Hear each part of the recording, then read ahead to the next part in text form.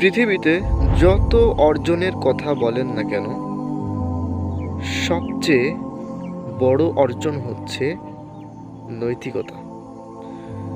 যে ব্যক্তি নৈতিকতায় দুর্বল, যে ব্যক্তি নৈতিকতা অর্জন করতে অক্ষম হয়েছে, সে মানব নামের কলঙ্ক হয়েছে।